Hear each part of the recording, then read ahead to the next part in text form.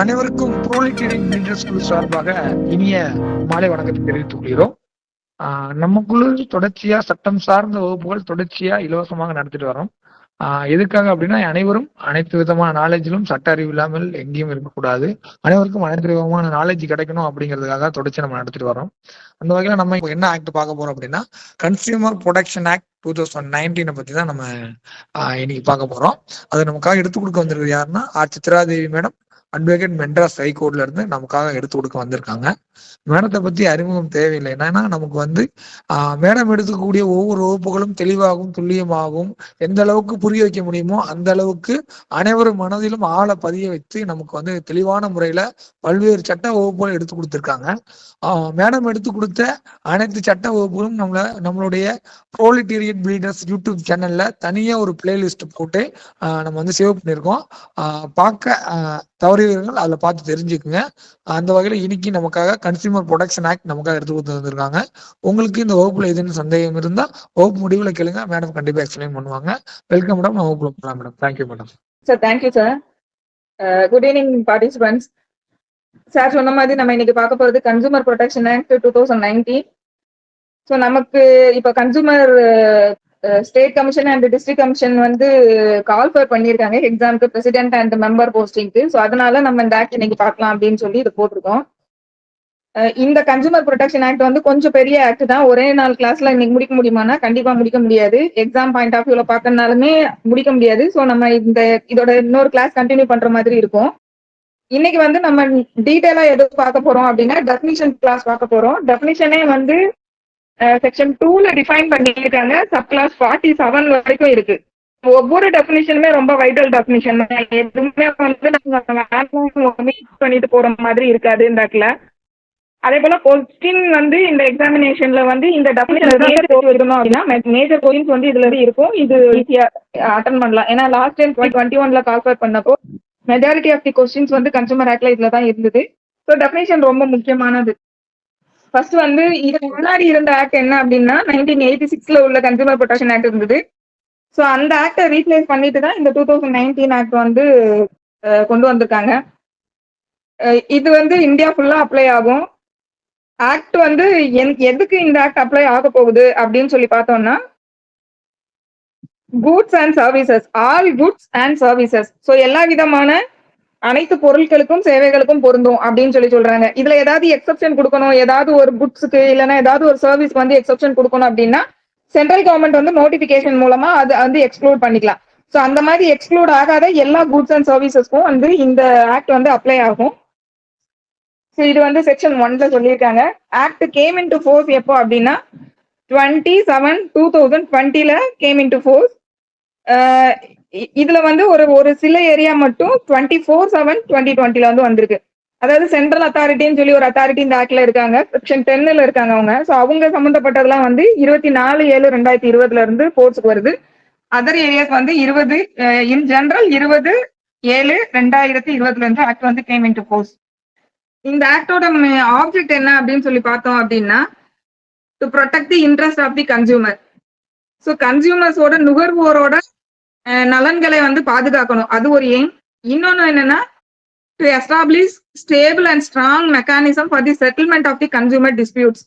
So கன்சியூமர்ஸ்க்கு நடுவில் அவங்களுக்கு ஏற்படக்கூடிய பிரச்சனைகளை செட்டில் பண்றதுக்கு ஒரு ஸ்ட்ராங் மெக்கானிசம் எஸ்டாப்ளிஷ் பண்ணணும். ஸோ இது இந்த ஆக்டோட மெயின் ஆப்ஜெக்டா இருக்கு.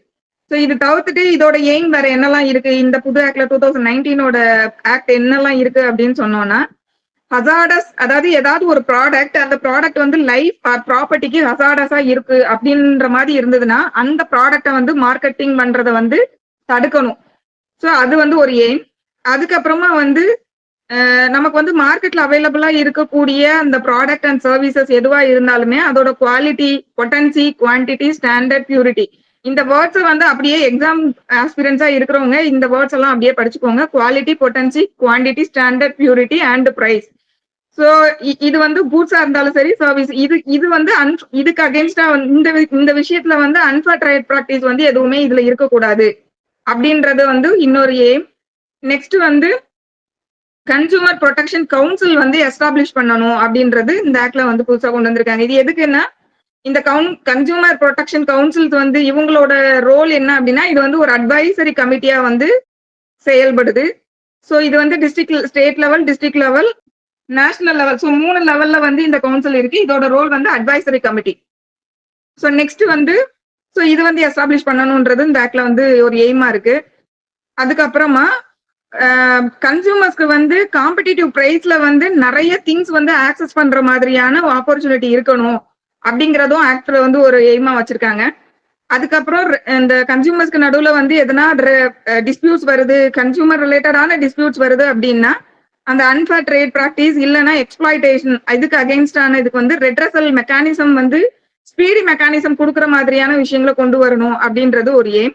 அதுக்கப்புறமா ஏடிஆர்னு நம்ம சொல்லுவோம் இல்லையா, இந்த ஆல்டர்னேட்டிவ் டிஸ்பியூட் ரெசல்யூஷன் சொல்லிட்டு, ஸோ அந்த மெத்தட்ல வந்து கன்சியூமர் டிஸ்பியூட்ஸை வந்து செட்டில் பண்ணணும் அப்படிங்கிறது இந்த ஆக்ட்ல வந்து புதுசா வந்து கொண்டு வந்திருக்காங்க. ஸோ மீடியேஷன் அதே போல மற்ற ஆல்டர்னேட்டிவ் டிஸ்பியூட் ரெசல்யூஷன், ஸோ அந்த மெத்தட் வந்து அடாப்ட் பண்றது. அதுக்கப்புறம் சில விஷயங்கள் வந்து அஃபென்ஸா கொண்டு வந்து அதுக்கு பெனாலிட்டிஸும் வந்து இந்த ஆக்டுக்கு கீழே கொண்டு வந்திருக்காங்க. ஒரு சில விஷயங்கள் அஃபென்ஸ், அதுக்கான பெனாலிட்டிஸ், ஸோ அதுவும் வந்து கொண்டு வந்திருக்கு. அதுக்கப்புறம் கன்சியூமர்ஸ்க்கு ஏதாவது ப்ராப்ளம் அப்படின்னா அவங்களுக்கு வந்து அது சம்பந்தமா இமீடியட்டா டியூ கன்சிடரேஷன் கொடுக்கணும். அந்த அப்ரோப்ரியேட் ஃபாரம்ஸ் வந்து இமீடியட்டா அதுக்கு டியூ கன்சிடரேஷன் கொடுத்து அந்த டிஸ்பியூட்ஸை வந்து ஸ்பீடியா வந்து ரெட்ரஸ் பண்ணணும் அப்படிங்கிறது இதுல கொண்டு வந்திருக்காங்க. ஸோ ரெட்ரஸல் மெக்கானிசத்துல தான் வந்து நமக்கு state consumer dispute, district consumer dispute and national forum அந்த 3மே வந்து இதுல தான் வர்றாங்க. ஸோ நெக்ஸ்ட் வந்து state consumer commission, state consumer commission, district consumer commission, national commission. So இந்த இது ரெட்ரஸல் ஃபோரம்ல தான் இவங்க வராங்க. அதுக்கப்புறமா வந்து கன்சியூமர்ஸ்க்கு அவங்களோட ரைட்ஸ் சம்பந்தமான அவேர்னஸ் வந்து ப்ரொமோட் பண்ணணும் அப்படிங்கிறது இந்த ஆக்ட்ல இன்னொரு எய்மா இருக்கு. ஸோ ஸ்பீடி டிஸ்போசல், அது இல்லாம ஆன்லைன்ல வந்து கம்ப்ளைண்ட் ரெஜிஸ்டர் பண்றது, இதெல்லாம் வந்து இந்த ஆக்ட்ல வந்து புதுசா இன்ட்ரடியூஸ் பண்றாங்க. கம்ப்ளைண்ட் வந்து ஆன்லைன்லயே வந்து நம்ம கொடுத்துக்கலாம் அப்படின்றது. ஸோ இதெல்லாம் தான் ஓவரால் எய்ம். இப்போ நம்ம செக்ஷன் 2ல வந்து டெஃபினிஷன் போயிடலாம். ஸோ டெஃபினிஷன்ல வந்து ஃபர்ஸ்ட் அட்வர்டைஸ்மெண்ட்னா என்ன அப்படிங்கறத டிஃபைன் பண்ணியிருக்காங்க. ஸோ அட்வர்டைஸ்மெண்ட்னா என்ன சொல்றாங்க அப்படின்னா, அது ஆடியோ மீடியம் மூலமா ஒரு பப்ளிசிட்டி இல்லைன்னா விஷுவல் பப்ளிசிட்டி, இந்த மாதிரி ஆடியோ வீடியோ பப்ளிசிட்டி எதுவா இருந்தாலும் அது அட்வர்டைஸ்மெண்ட்ல வந்துருது. அது வந்து அது இல்லாம ஆடியோ வீடியோ மெத்தட்ல எதையோ ஒண்ணு பப்ளிசிட்டி பண்றது, இல்ல ரெப்ரசென்ட் பண்றது, இல்ல என்டார்ஸ்மெண்ட் பண்றது, அதாவது வெளிப்படுத்துறது. மொத்தத்துல அதோட எல்லாத்தோட மீனிங்கும் பார்த்தோம்னா ஒலி மெத்தட்ல ஏதோ ஒரு விஷயத்த வந்து வெளிப்படுத்துறது. அதுக்கப்புறமா light, sound, smoke, gas, print, electronic media, internet, website. So இந்த விதமா இது மூலமா ஏதாவது ஒரு விஷயத்த வந்து பப்ளிஷ் பண்றது, இல்ல ரெப்ரசென்ட் பண்றது, என்டார்ஸ் பண்றது. ஸோ இது என்னன்னா வெளிச்சம், புகை, அந்த அச்சு, மின்னணு ஊடகம், ஸோ இந்த மெத்தட்ல ஏதாவது ஒண்ணு வந்து பப்ளிஷ் பண்றது, இதுவும் வந்து அட்வர்டைஸ்மெண்ட்ல வந்துடும். ஸோ அது இல்லாம நம்ம ட்ரெடிஷ்னல் மெத்தட்ல பழைய இதுல இருக்கக்கூடிய notice, circular, label, wrapper, invoice, அதாவது அந்த டாக்குமெண்ட் பேஸ்டா இருக்கக்கூடிய விஷயங்கள். ஸோ இந்த டாக்குமெண்ட் பேஸ்டா வந்து ஏதாவது ஒரு விஷயத்த பப்ளிஷ் பண்றது, இல்ல ரெப்ரசென்ட் பண்றது, இல்ல என்டார்ஸ் பண்றது. ஸோ இது எல்லாமே வந்து அட்வர்டைஸ்மெண்ட் அப்படின்றதுல டிஃபைன் பண்ணியிருக்காங்க. இது வந்து 2 சப்கிளாஸ் 1. ஸோ நெக்ஸ்ட் வந்து அப்ராப்ரியேட் லெபார்டரினா என்ன அப்படின்ற டிஃபைன் பண்றாங்க. ஸோ இந்த லெபார்டரி எதுக்கு இங்க கொண்டு வராங்க அப்படின்னா, இப்ப இந்த ஆக்டுக்கு கீழே வந்து ஏதாவது ஒரு குட்ஸ் இல்ல ஏதோ ஒரு ப்ராடக்ட்டுக்கு வந்து ஏதோ ஒரு ப்ராப்ளம் அப்படின்னா அதை வந்து ஒரு அப்ராப்ரியேட் லெபார்டரியில தான் கொடுத்து உண்மையாவே அந்த ப்ராடக்ட்ல வந்து ஏதாவது பிரச்சனை இருந்ததா அப்படின்னு அந்த லேப்ல டெஸ்ட் பண்ணி அதோட ரிப்போர்ட்டுக்காக ஸோ இந்த லெபார்டரிக்கு தான் வந்து அனுப்புறாங்க. ஸோ அதுல வந்து அப்ராப்ரியேட் லெபார்டரிக்கு தான் அனுப்பணும். ஸோ அதுல யாரெல்லாம் கொண்டு வராங்க அப்படின்னா, appropriate laboratory means laboratory or an organisation recognised by the central government or state government. So state government இல்லைன்னா சென்ட்ரல் கவர்மெண்ட் வந்து அவங்களே வந்து ஒரு அத்தாரிட்டியை வந்து இல்ல ஒரு ஆர்கனைசேஷனை வந்து அப்ராப்ரியேட் லெபார்டரின்னு சொல்லி அவங்களே வந்து ரெகனைஸ் பண்ணியிருக்காங்கன்னா அவங்க வருவாங்க. அதை தாண்டி வேற யாரெல்லாம் வருவாங்க அப்படின்னா, வேற ஏதாவது ஒரு சட்டத்துக்கு கீழே எஸ்டாப்ளிஷ் பண்ணப்பட்ட ஒரு ஆர்கனைசேஷன் இல்லைன்னா லெபார்டரியா இருக்கலாம். ஸோ அந்த மாதிரி இருக்கக்கூடியதும் வந்து இந்த அப்ராப்ரியேட் லெபார்டரி அப்படின்றதுல வந்து வந்துருவாங்க. ஸோ அந்த மற்ற வேற ஏதாவது ஒரு நம்ம நடைமுறையில் இருக்கக்கூடிய ஒரு சட்டத்தின் கீழே எஸ்டாப்ளிஷ் பண்ணப்பட்ட ஒரு லெபார்டரி ஆர்கனைசேஷன் வரும்போது அது வந்து கவர்மெண்ட்னால மெயின்டைன் பண்ணப்படணும், இல்ல ஃபைனான்ஸ் பண்ணப்படணும், இல்ல எய்டு பண்ணப்பட்டதா இருக்கணும். Either central government or state government. So state கவர்மெண்ட்டோ சென்ட்ரல் கவர்மெண்ட்டோ மெயின்டைன் பண்ணணும், இல்லைன்னா ஃபைனான்ஸ் பண்ணணும், இல்லாட்டி எய்டு பண்ணணும். ஸோ இது மாதிரி இருந்து அந்த லெபார்டரியோட ஆப்ஜெக்ட் அவங்க என்ன பெர்ஃபார்ம் பண்ணிக்கிட்டு இருக்கணும் அப்படின்னா, அவங்க என்ன ஏதாவது ஒரு குட்ஸ் வந்து அவங்க அனலைஸ் பண்றது இல்ல டெஸ்ட் பண்றது. ஸோ இதுதான் அவங்க பண்ற மாதிரியான நேச்சர்ல அந்த வந்து லெபார்டரியோ இல்ல எஸ்டாப்ளிஷ்ட் ஆர்கனைசேஷனோ இருந்து government maintain or finance or aid இந்த கண்டிஷன்ஸ் எல்லாம் இருந்ததுன்னா அது வந்து அப்ராப்ரியேட் லெபார்டரின்றதுல அவங்களும் வந்துருவாங்க. ஸோ நெக்ஸ்ட் வந்து சப் கிளாஸ் 3ல பிரான்ச் ஆஃபீஸ்னா என்னன்றது டிஃபைன் பண்ணியிருக்காங்க. அது அவ்வளோ இம்பார்ட்டன்ஸ் இல்லை, பட் ரொம்ப சிம்பிள், நமக்கு தெரிஞ்சதுதான். ஒரு மெயின் ஆஃபீஸ்னு ஒன்று இருக்கும்போது அவங்க வந்து பிரான்ச் ஆஃபீஸ்ன்ற பேர்லயே வந்து வேற ஒரு இடத்துல ஒரு அதே விஷயத்த ஒரு அதே ஆஃபீஸர் ரன் பண்றாங்கன்னா அது பிரான்ச் ஆஃபீஸ். அப்படி இல்லாட்டி பிரான்ச் ஆஃபீஸ்ன்ற நேம்ல அவங்க செய்யலைன்னா கூட எந்த ஒரு எஸ்டாப்ளிஷ்மெண்ட்டை வந்து பிரைமரியா ஃபங்க்ஷன் பண்ணிட்டு இருக்காங்களோ அதே விஷயத்த வந்து இன்னொரு இடத்துல பண்ணாங்கன்னா அதுவும் வந்து பிரான்ச் ஆஃபீஸ்ன்றதுல வரும் அப்படிங்கிறது இந்த 3ல வந்து சொல்லியிருக்காங்க சப் கிளாஸ் 3ல. நெக்ஸ்ட் சப் கிளாஸ் 4 வந்து சென்ட்ரல் அத்தாரிட்டி. ஸோ இந்த அத்தாரிட்டி வந்து செக்ஷன் 10ல வந்து டீடைலா இருக்கு. ரொம்ப முக்கியமான ஒரு ப்ரொவிஷன் செக்ஷன் 10 அதுல இருக்கக்கூடியது ரொம்ப முக்கியமான ஒரு விஷயம். இங்க வந்து சப் கிளாஸ் 4ல வந்து அந்த சென்ட்ரல் அத்தாரிட்டினா யாரு அப்படின்றது செக்ஷன் 10ல இருக்கும் அப்படின்றது மட்டும் சொல்லிட்டாங்க. ஸோ சென்ட்ரல் அத்தாரிட்டி செக்ஷன் 10ல நம்ம அது வரும்போது டீடைலா பார்க்கலாம். நெக்ஸ்ட் வந்து ரொம்ப ரொம்ப முக்கியமான ஒரு ப்ரொவிஷன் வந்து இந்த கம்ப்ளைனன்ட். இந்த கன்சூமர் ஆக்டை பொறுத்த வரைக்கும் கம்ப்ளைனன்ட்ன்றது யாரு அப்படிங்கிறது சப் கிளாஸ் 5ல வந்து டிஃபைன் பண்ணியிருக்காங்க. ஸோ இதுல வந்து யாரெல்லாம் சொல்றாங்கன்னா மொத்தம் 7 பேரை வந்து இதுல கம்ப்ளைனன்ட்னு சொல்லி டிஸ்கிரைப் பண்றாங்க. ஃபர்ஸ்ட் வந்து கன்சூமர், ஆக்சுவலா கன்சூமர் நுகர்வோர் அவங்க வந்துடுறாங்க. அதுக்கப்புறமா any voluntary consumer association registered under any law for the time being in force. So இந்த வாலண்டரி கன்சூமர் அசோசியேஷன் நமக்கு நிறைய இடத்துல நம்மளே பார்த்திருப்போம். ரெஜிஸ்டர்டு கன்சூமர் ப்ரொடெக்ஷன் அசோசியேஷன் சொல்லிட்டு நிறைய இண்டிவிஜுவல் பர்சன்ஸ் வந்து குரூப்பா ஃபார்ம் பண்ணி கன்சூமரோட நலன்களை பாதுகாக்கிறதுக்காக ஒரு அசோசியேஷனா ஃபார்ம் பண்ணி அவங்க அதை ரெஜிஸ்டர் பண்ணிருப்பாங்க. ஸோ அந்த மாதிரியான வாலண்டரி கன்சூமர் அசோசியேஷன்ஸ் அவங்க ரெஜிஸ்டர்ட் அசோசியேஷனா இருக்காங்கன்னா அவங்க. அதுக்கப்புறம் வந்து central government or any state government. So கவர்மெண்ட்டுமே இதுல கன்சூமர்ன்றதுக்கு கீழே டெபினிஷனுக்கு கீழே வர்றாங்க, state government as well as central government. அதுக்கப்புறமா வந்து சென்ட்ரல் அத்தாரிட்டி. சென்ட்ரல் அத்தாரிட்டினா நம்ம யாருன்னு பார்த்தோம், செக்ஷன் 10ல வந்து டிஃபைன் பண்ணி 10ல வர்றவங்க தான் சென்ட்ரல் அத்தாரிட்டி. அது வந்து இந்த 2 சப் கிளாஸ் 4ல சொல்லியிருக்காங்க இல்லையா அவங்க.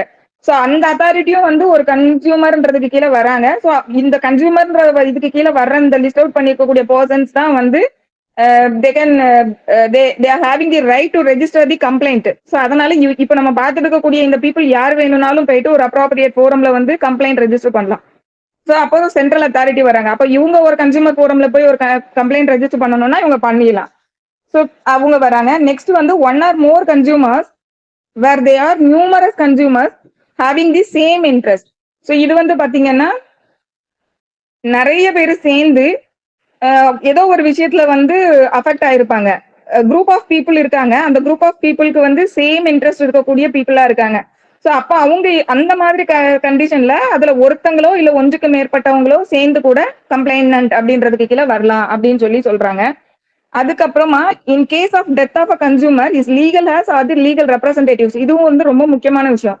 இப்போ ஒரு கன்சூமர் வந்து ஒரு ப்ராடக்ட் வாங்குறாங்க. இப்போ ஃபார் எக்ஸாம்பிள் இப்போ வந்து ஒரு ஹாஸ்பிட்டல்ல போயிட்டு நம்ம வந்து ஒரு ஏதோ ஒரு ட்ரீட்மெண்ட்காக போறோம், நம்ம இறந்து போயிட்டோம்னு வச்சுக்கிடுவோம், அந்த அட்மிட் பண்ணவங்க இறந்து போயிட்டாங்க அப்படிங்கும்போது அந்த மாதிரி ஒரு கன்சூமர் இறந்து போயிட்டாங்கும் போது அப்ப அதுல அவங்களோட லீகல் ரெப்ரசன்டேட்டிவ்ஸ் எல்லாருமே உள்ள வந்துருவாங்க. கன்சூமர்ன்றதுக்கு கீழே கம்ப்ளைனன்ட்ருக்கு கீழே அவங்க எல்லாருமே வருவாங்க.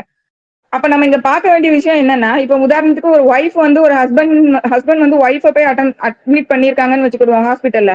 இப்ப இந்த ஒய்ஃப் இறந்து போயிட்டாங்க அப்படின்ற பட்சத்துல இந்த ஹஸ்பண்ட் தான் பணம் கட்டி சேர்த்தாரு, அதனால அவருக்கு மட்டும் தான் என்டைட்டில்மெண்ட் இருக்கு ஒரு கம்ப்ளைண்ட் வந்து ரெஜிஸ்டர் பண்றதுக்கு அந்த மெடிக்கல் நெக்லிஜென்ஸ்ன்ற கிரவுண்டுக்கு கீழே. அப்படின்னா அப்படி கிடையாது.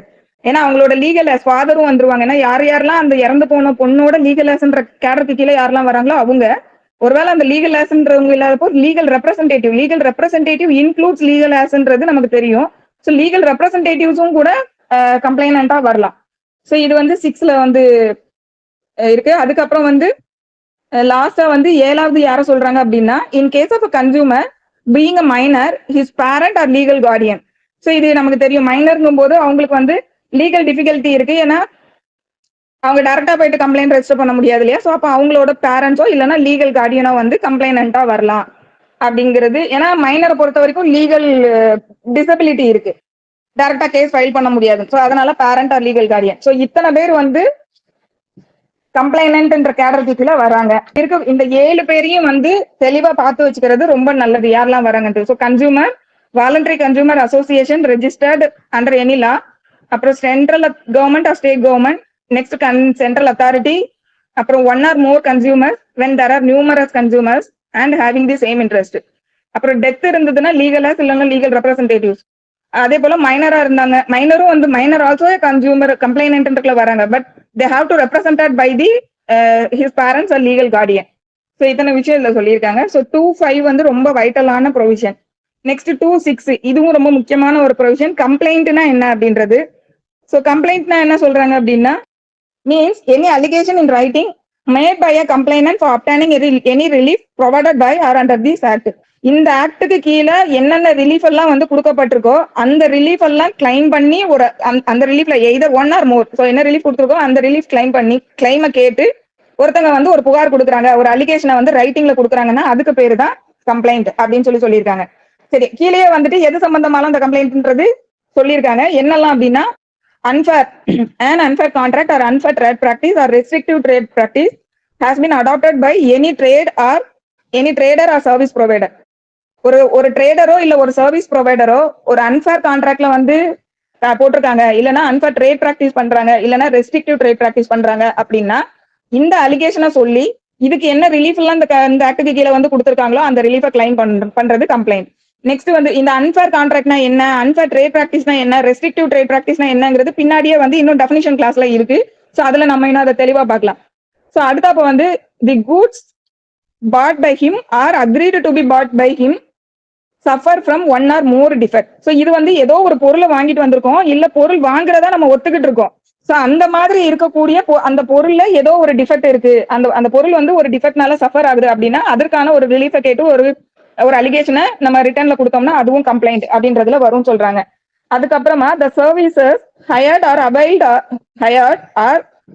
of or agreed to be hired or availed. So இந்த கன்சூமர் ஆக்ட பொறுத்த வரைக்குமே ஃபுல்லாவே ரெண்டு விஷயம் டீல் பண்ணுவாங்க. ஒன்னு வந்து கூட்ஸ், இன்னொன்னு வந்து சர்வீஸ். ஸோ ரெண்டையுமே பிரிக்கவே கூடாது. இந்த ரெண்டு விஷயத்துக்குமா தான் இந்த ஆக்ட்ல வந்து ரெமடி வந்து கொடுத்துருப்பாங்க. ஒன்னு குட்ஸ்ல ஏதாவது வந்து டிஃபெக்ட் இருக்கிறது, இல்ல சர்வீஸ்ல வந்து டெஃபிஷியன்சி இருக்கிறது. ஸோ கூட்ஸ் வரும்போது டிஃபெக்ட்ஸ், சர்வீஸ் வரும்போது டெஃபிஷியன்சி இன் சர்வீஸ். இந்த ரெண்டு டேர்ம் தான் யூஸ் பண்ணிருப்பாங்க. இந்த ரெண்டு விஷயம் தான் இந்த ஆக்ட் ஃபுல்லாவே டீல் பண்ணும். ஸோ இப்போ இந்த சர்வீசஸ் வரும்போது நம்ம ஏதோ ஒரு சேவைக்காக ஒருத்தங்களை வந்து ஹையர் பண்ணிருக்கோம், இல்ல அவைல் பண்ணிருக்கோம், இல்ல இனிமேல் ஹையர் பண்ணிக்கிறேன்னு ஒத்துக்கிறோம், இல்ல அவைல் பண்ணிருக்கோம். சோ அந்த மாதிரி இருக்கக்கூடியதுல ஒரு டெஃபிஷியன்சி அந்த சர்வீஸ்ல இருக்கு அப்படின்னா அதுக்கும் வந்து கம்ப்ளைண்ட் வந்து நம்ம அந்த அலிகேஷன் ரிட்டர்ன்ல கொடுத்தோம்னா அதுவும் வந்து கம்ப்ளைண்ட். ஸோ நெக்ஸ்ட் வந்து trader or service provider as a case may be has charged for the goods or of the service mentioned in the complaint a price in excess of the price. இப்ப நம்ம மேல பார்த்த மாதிரி ஒரு ட்ரேடரோ இல்ல ஒரு service ப்ரொவைடரோ trader ஒரு அவங்க கிட்ட வந்து நம்ம ஏதோ ஒரு கூட்ஸோ சர்வீஸோ அவங்களை அப்ரோச் பண்ணிருக்கோம். பட் அந்த பண்ணிருக்கும் போது அவங்க என்ன பண்றாங்கன்னா அந்த பிரைஸை வந்து எக்ஸஸா வந்து நம்ம கிட்ட கேக்குறாங்க அப்படின்னா அதுக்கும் வந்து கம்ப்ளைண்ட் வரும். இந்த எக்ஸஸ்ன்ற பிரைஸ்ன்றது நம்ம எப்படிலாம் வந்து இது எக்ஸசிவ் பிரைஸ்ன்றதை எப்பெல்லாம் அப்ப டிஃபைன் பண்ணலாம்னு ஒன்று வரணும்ல. ஸோ அது எதெல்லாம் வந்து எக்ஸசிவ்ன்றதுல கீழே சொல்றாங்க. Fixed by or under any law for the time being in force. ஏதோ ஒரு சட்டத்துல வந்து இதுதான் வந்து பிரைஸா வந்து இதுதான் இருக்கணும்னு ஒரு லா வந்து பிரெஸ்கிரைப் பண்ணி கொடுத்துருக்குன்னா அதை தாண்டி ஒரு பிரைஸுக்கு வந்து இந்த ட்ரேடரோ இல்ல சர்வீஸ் ப்ரொவைடரோ வந்து ஒரு குட்ஸையோ சர்வீஸையோ வந்து கொடுக்குறாங்கன்னா அது வந்து நம்ம கம்ப்ளைண்ட் கொடுக்கலாம். ஸோ இது வந்து எக்ஸஸ். செகண்ட் வந்து என்ன அப்படின்னா displayed on the goods or any package contained such goods. இது என்னன்னா அந்த நம்ம என்ன பொருள் வாங்குறோமோ அந்த பொருள் ஒரு பேக்கேஜ்ல என்ன விலை வந்து மென்ஷன் பண்ணிருக்காங்களோ அந்த விலையை தாண்டி வந்து இவங்க சொல்லக்கூடிய பிரைஸ் அதுவும் வந்து எக்ஸசிவ் பிரைஸ்ல வரும்னு சொல்றாங்க. அதாவது நம்ம மேக்ஸிமம் ரீட்டைல் பிரைஸ் சொல்லுவோம்ல, எம்ஆர்பி ரேட்டு. ஸோ இந்த எம்ஆர்பி ரேட்டை தாண்டி எந்த பொருளுமே வந்து விற்கப்படக்கூடாதுன்றது நமக்கு தெரியும். ஸோ அந்த மாதிரி இருக்கக்கூடிய அந்த பிரைஸை தாண்டி அவங்க விற்கிறாங்க அப்படின்னா அதுவும் எக்ஸசிவ் பிரைஸ்ன்றதுல வந்துடும். அதுக்கப்புறமா displayed on the price list exhibited by him by or under any law for the time being in force. So இதுவும் அதே மாதிரி தான். ஒரு இப்போ ஏதோ ஒரு சட்டம் நடைமுறையில இருக்கக்கூடிய ஒரு சட்டத்தின்படி அந்த குட்ஸ் மேல வந்து டிஸ்பிளே பண்ணப்பட்டிருக்கக்கூடிய அந்த பிரைஸ் லிஸ்ட் அதை தாண்டி எக்ஸசிவா சொன்னாங்கன்னா அதுவும் எக்ஸசிவ். நெக்ஸ்ட் வந்து அக்ரீடு பிட்வீன் தி பார்ட்டிஸ் வந்து ஒரு பொருளுக்கு இந்த மாதிரி பிரைஸ் டேக் எதுவுமே இல்ல, பட் இவங்க வந்து ஒரு பொருள் வந்து உடன்பட்டிருக்காங்க அக்ரீடு பை தி பார்ட்டிஸ் அப்படின்னா அந்த ஒத்துக்கிட்ட விலையை தாண்டி இப்ப திருப்பி வேற ஒரு எக்ஸசிவா பிரைஸ் கேட்கறாங்கன்னா அதுவும் எக்ஸசிவ் பிரைஸ். சோ இந்த மாதிரி ஏதோ ஒரு மெத்தட்ல வந்து எக்ஸசிவ் பிரைஸ் கேட்கறாங்க அப்படின்னா அதுக்கும் வந்து நம்ம கம்ப்ளைண்ட் அப்படின்றதுக்கு கீழே அந்த அலிகேஷனை சொல்லி ரிட்டர்ன்ல கம்ப்ளைண்ட் கீழே கொடுக்கலாம். So next the goods which are hazardous to life and safety when used are being offered for sale to the public. இப்ப இது வந்து ஒரு பொருள். நம்ம முதல்ல சொன்ன மாதிரி பொருள் அதையோட சேர்த்து சர்வீஸ் பார்க்கணும். சோ இப்ப வந்து பொருளை பத்தி சொல்றாங்க. ஒரு பொருள் இருக்கு, அந்த பொருள் வந்து லைஃபுக்கோ அதாவது ஹசார்டஸா இருக்கு. அது எதுக்கு ஹசார்டஸா இருக்குன்னா வாழ்க்கைக்கு லைஃபுக்கு வந்து ரொம்ப ஹசார்டஸாவோ இல்ல சேஃப்டிக்கு வந்து ஹசார்டஸா இருக்கு. அதை பயன்படுத்தணும்னா நம்மளோட லைஃப் அண்ட் சேஃப்டிக்கு ஹசார்டஸா இருக்கும். இல்லைன்னா அந்த பொருளை சேல் பண்ணுனா அது ஹசார்டஸா இருக்கும் அப்படின்ற கண்டிஷன் இருந்ததுன்னா அதுவும் வந்து நம்ம கம்ப்ளைண்ட் கொடுக்கலாம். நெக்ஸ்ட் வந்து in contravention of standard relating to safety of such goods as required to be complied with by or under any law for the timing. So இது என்ன அப்படின்னா ஃபர்ஸ்ட் இதுல வந்து hazardous to life and safety அப்படின்னு சொல்லும் போது in general அதை சொல்றாங்க. ஒரு பொருள் வந்து ஒரு லைஃப் அண்ட் சேஃப்டிக்கு வந்து ஹசார்டஸா வந்து இருக்கும், இல்லைன்னா சேலுக்கு நம்ம அதை ஆஃபர் பண்ணணும்னா அது ஹசார்டஸா இருக்கும் அப்படின்ற நேச்சர்ல இருந்தது, கேடு ஏற்படுத்தும். ஹசார்டஸ் இன் தி சென்ஸ் கேடு. சோ அந்த மாதிரி இருக்கும்னா அது ஜென்ரல் சொல்றாங்க. செகண்ட் இதுல என்ன சொல்றாங்க அப்படின்னா ஏதோ ஒரு வந்து நடைமுறையில இருக்கக்கூடிய ஏதோ ஒரு சட்டம் வந்து சேஃப்டி மெஷர்ஸ்க்காக இதை பண்ணணும் அப்படின்னு ஒரு சில விஷயங்களை வந்து ப்ரெஸ்கிரைப் பண்ணி கொடுத்து ஒரு ஸ்டாண்டர்டை வந்து ரெகுலேட் பண்ணி கொடுத்துருக்காங்கன்னா அந்த ஸ்டாண்டர்ட் கீழே வரும். சோ நெக்ஸ்ட் வந்து the trader knows that the goods offered are unsafe to the public. இது வந்து இந்த ட்ரேடருக்கே வந்து தெரியுது, இதை நம்ம வந்து வெளியில ஆஃபர் பண்ணணும் அப்படின்னா இது வந்து அன்சேஃப் டு தி பப்ளிக் அப்படின்னு தெரிஞ்சிருந்தோம் அவர் பண்ணாரு அப்படின்னா அதுவும் வந்து இந்த கம்ப்ளைண்ட் கீழே கொண்டு வந்துடலாம் நம்ம. இப்ப வந்து இவ்வளவு நேரம் பார்த்தது கூட்ஸ்க்கு பார்த்தோம் இல்லையா, இது அப்படியே சர்வீஸ்க்கு அடுத்தாப்ப போட்டுருணும். ஏதோ ஒரு சர்வீஸ், அந்த சர்வீஸ் வந்து hazardous or likely to be hazardous to the life and safety of the public when used or being offered by a person who provides any service. ஒரு சர்வீஸ் ப்ரொவைடரா ஒருத்தர் இருக்காரு, அந்த சர்வீஸ் ப்ரொவைடர் வந்து அந்த service provide பண்ணுனா அது வந்து ஏற்கனவே பண்ணப்பட்டதா இருக்கலாம், இல்ல இனிமேல் பண்ணப்பட போறதா இருக்கலாம். அது வந்து ஹசார்டஸா இருக்கும் லைஃப் அண்ட் சேஃப்டிக்கு அப்படின்னா அது. அதே போல ஏதோ ஒரு லா அப்படி இல்லாட்டி அந்த சர்வீஸ் ப்ரொவைடருக்கு வந்து நம்ம இதை ஆஃபர் பண்ணணும்னா இது வந்து லைஃப் அண்ட் சேஃப்டிக்கு வந்து இன்ஜூரியஸா இருக்கும்னு தெரிஞ்சிருந்தா அவர் ஆஃபர் பண்றாரு அப்படின்னா அது இது வந்து சர்வீஸ் ப்ரொவைடருக்கு கொண்டு வராங்க. நெக்ஸ்ட் வந்து ப்ராடக்ட் லயபிலிட்டி அப்படின்னு சொல்லி இந்த ஆக்ட்ல வந்து ஒரு முக்கியமான விஷயம் வந்து கொண்டு வந்திருக்காங்க. ஸோ இந்த ப்ராடக்ட் லயபிலிட்டி, நம்ம ப்ராடக்ட் லயபிலிட்டினா என்னன்றது பின்னாடி டெஃபினிஷன்ல வருது, அதுல டீடைலா பார்க்கலாம். ஸோ இந்த ப்ராடக்ட் லயபிலிட்டி ஆக்ஷனுக்காக ஒரு கிளைம் பண்றோம் அப்படின்னா அதுவும் வந்து இந்த கம்ப்ளைண்ட்ன்றதுக்கு கீழே வந்துரும் அப்படின்னு சொல்லி இந்த கம்ப்ளைண்ட்ல சொல்றாங்க. So claim for product liability action against the product manager, product seller or product service provider. So இந்த ப்ராடக்ட் லயபிலிட்டி வந்து எப்பவுமே யாருக்கு மேல எடுப்போம்னா manufacturer and the seller, product manufacture product seller மேல எடுப்போம். சர்வீஸ் ப்ரொவைட் பண்றாங்கன்னா சர்வீஸ் ப்ரொவைடருக்கு அகேன்ஸ்டா எடுப்போம். ஸோ அப்போ இந்த ப்ராடக்ட் லயபிலிட்டின்றதுக்கு கீழே ஒரு விஷயம் வருதுன்னா அதுவும் வந்து கம்ப்ளைண்ட்ன்றதுக்கு கீழே வந்துடும். ஸோ இவ்வளவு விஷயமும் வந்து இந்த 2(6)ல கம்ப்ளைண்ட்னா என்ன அப்படின்றதுக்கு வந்து இவ்வளவு விஷயங்கள் இதுல சொல்லியிருக்காங்க. நெக்ஸ்ட் வந்து கன்சியூமர்னா யாரு அப்படிங்கறது டிஃபைன் பண்ணிருக்காங்க. நமக்கு கம்ப்ளைனன்ட்ல ஃபர்ஸ்ட் யாரை கொண்டு வராங்கன்னா கன்சியூமரை வந்து கம்ப்ளைனன்ட்ன்றதுல ஃபர்ஸ்ட் கொண்டு வராங்க இல்லையா. அப்போ ஹூ இஸ் கன்சியூமர்ன்றது ஒரு முக்கியமான விஷயம். அது வந்து 2(7)ல தான் டிஃபைன் பண்றாங்க. So consumer means any person who buys any goods for a consideration which has been paid or promised or partly paid and partly promised or under any system of deferred payment and includes any user of such goods other than the person who buys such goods for consideration paid or promised or partly paid or partly promised or under any system of deferred payment when such use is made with the approval of such person but does not include a person who obtains such goods for resale or for any commercial purpose. So இவ்வளவு விஷயம் சொல்றாங்க. இப்போ இதுல என்ன ரொம்ப சிம்பிளான ஒரு விஷயம் தான். கன்சியூமர்னா யாரு அப்படின்னா ஒருத்தர் வந்து ஒரு பொருளை போய் வாங்கக்கூடியவர் கன்சியூமர். அது வந்து அதுக்கான கன்சிடரேஷன் கொடுத்து அந்த பொருளை வாங்கியிருக்கணும், அதுதான் மெயின் கிரைட்டீரியா. ஸோ அந்த கன்சிடரேஷன்றது ஃபுல் பேமெண்டா இருக்கணும்ன்றது நெசசிட்டி கிடையாது. அததான் என்ன சொல்றாங்க அப்படின்னா which has been paid or promised கூட சொல்றாங்க. நான் கொடுத்துறேன் ப்ராமிஸ் பண்ணியிருந்தா கூட போதும். ஆக்சுவலி இன்னும் நான் ஒரு சிங்கிள் பைசா கூட கொடுக்கல, but I agree to pay the consideration அப்படி இருந்தா கூட உங்க கன்சியூமர்ன்றதுல வந்துருவாங்க. அதே போல முழுசா பே பண்ணிருக்கோங்க, இல்லைன்னா நான் பே பண்றேன்னு ப்ராமிஸ் பண்றவங்க, அப்படி இல்லாட்டி பார்ட்லி பே பண்ணிட்டு பார்ட்லி ப்ராமிஸ் பண்ணிருக்கோங்க. அதே போல டெஃபர்டு பேமெண்ட், இந்த டெஃபர்ட் பேமெண்ட் நம்ம இன்ஸ்டால்மெண்ட்ல எல்லாம் வந்து பே பண்றோம் இல்லையா, பார்ட்டா வந்து பே பண்ணக்கூடியது. ஸோ அந்த சிஸ்டம்ல வந்து பே பண்ணக்கூடியது. ஸோ இந்த மெத்தட்ல எப்படி இருந்தாலும் ஒரு குட்ஸுக்காக கன்சிடரேஷன் இந்த மெத்தட்ல ஏதோ ஒரு மெத்தடுக்குள்ள அவங்க வராங்க அப்படின்னா அவங்க எல்லாருமே கன்சியூமர். இது வந்து ஃபர்ஸ்ட் பார்ட்ல சொல்லிடுறாங்க. சரி, அப்ப இவங்க மட்டும் தான் வருவாங்களா அப்படின்னா அப்படி கிடையாது. யூசர் ஆஃப் சச் குட்ஸ்னு சொல்றாங்க. அப்போ இப்ப நான் பே பண்ணிருக்கேன்னா நான் மட்டும் தான் அதை யூஸ் பண்ணுவேன்னா நான் யூஸ் பண்ண மாட்டேன். எங்க வீட்டுல உள்ளவங்க இல்ல என் ஃப்ரெண்ட்ஸோ யார் வேணும்னா அதை யூஸ் பண்ணலாம். அப்ப அந்த யூசரும் வந்து கன்சியூமர்ன்றதுக்கு கீழே வந்துருவாங்க அப்படின்னு சொல்லி user of such goods other than the person who buy such goods. So யார் வாங்கினாங்களோ அவரை தாண்டி வேற யார் யூஸ் பண்றாங்களோ அவங்களும் கன்சியூமர் தான். ஸோ அப்படின்றத சொல்றாங்க. ஸோ நெக்ஸ்ட் வந்து ஆனா இதுல கண்டிஷன் என்ன அப்படின்னா அந்த யூஸ் பண்ணினது வந்து யாரு வந்து அந்த கன்சிடரேஷன் கொடுத்து வாங்குறாரு இல்லையா, அவரோட பெர்மிஷனோட அதை யூஸ் பண்ணிருக்கணும். when such use is made with the approval of such person அப்படின்றாங்க. அப்ப அந்த யூசரோட கண்டிஷன் என்ன அப்படின்னா, யாரு வந்து அந்த கூட்ஸ வந்து கன்சிடரேஷனுக்காக வாங்குறாரோ அவரோட அப்ரூவலோட வேற யாராவது ஒருத்தங்க அதை யூஸ் பண்றாங்கன்னா அவங்களும் வந்து இதுல வந்துருவாங்க. சரி, இவ்வளவுதான் அதுல. இப்ப இதுக்குள்ள யாரெல்லாம் வரமாட்டாங்க அப்படிங்கறத சொல்றாங்க அப்படின்னா, but does not include person who obtains such good for resale or any commercial purpose. So commercial பர்பஸ்க்காக நம்ம வந்து ஒரு பொருளை வாங்குறோம் அப்படின்னா அவங்க கன்சியூமர்ன்றதுல வரமாட்டாங்க. அதே போல ஒரு பொருளை நான் வாங்கி ரீசேல் பண்ண போறேன்றதுக்காக ஒரு பொருளை வந்து நான் வாங்குறேன்னா அவங்களும் வந்து கன்சியூமர்ன்றதுல வரமாட்டாங்க. ஸோ சிம்பிளா இது எதை மீன் பண்ணுது அப்படின்னா, கமர்ஷியல் பர்பஸ்னா இப்ப நான் வந்து ஒரு பெரிய கம்பெனி வச்சு அந்த கம்பெனிக்காக வந்து நிறைய கூட்ஸை வாங்கி நான் கமர்ஷியலா வந்து பிசினஸ் பண்ணிக்கிட்டு இருக்கேன் அப்படிங்கும்போது நான் வந்து இந்த கன்சியூமர்ன்றதுல வரமாட்டேன். பட் நான் வந்து பல்கா ஒரு பொருளை எடுத்துட்டு வந்து என்னோட வாழ்வாதாரத்துக்கு என்னோட லைஃபே வந்து இந்த பொருளை வித்துதான் என்னோட வாழ்வாதாரம் இருக்க போகுது அப்படின்ற நேச்சர்ல வந்து ஒரு பொருளை நான் வாங்கிட்டு வரேன்னா அது வந்து கமர்ஷியல்ல வராது. சோ இதுதான் கிரைடீரியா. கன்சியூமரை வந்து இவங்க கன்சியூமரா இல்லையா அப்படிங்கறத டிசைட் பண்றதுக்கு this is the criteria. So commercial பர்பஸ்க்கு வாங்குறது வராது. அதே போல ரீசேல் பண்றதுக்காக வாங்கினாங்கன்னா அவங்க வரமாட்டாங்க கன்சியூமர்ன்றதுல. சோ நெக்ஸ்ட் இப்போ வந்து கூட்ஸுக்கு பாத்துட்டோம்னா, முதல்ல சொன்ன மாதிரி கூட்ஸ் அண்ட் சர்வீஸ் ரெண்டு விஷயத்த இந்த ஆக்ட் டீல் பண்ணுது இல்லையா. இப்போ சர்வீஸ், அப்ப சர்வீஸ்ங்கும் போது யாரெல்லாம் வந்து கன்சியூமர் வருவாங்கன்னா, hires or avails of any service for a consideration. இதுவும் வந்து ஒரு சர்வீஸை வந்து அவைல் பண்றோம் இல்ல ஹையர் பண்றோம். எதுக்காகனா கன்சிடரேஷன் கொடுத்து அதை நம்ம பண்றோம்.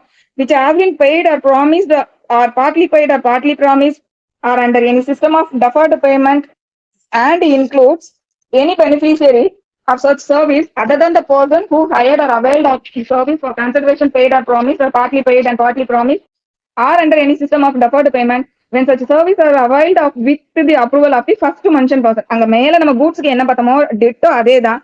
கூட்ஸ்ன்ற இடத்துல எல்லாத்துலயுமே சர்வீஸ்ன்னு போட்டுக்கிடணும். அதே போல கூட்ஸுக்கு வந்து நம்ம யூசரும் வந்து அதுல யூசர்ன்ற வேர்டுக்கு பதிலா இந்த பெனிஃபிஷியரின்ற வேர்டு யூஸ் பண்ணிருக்காங்க.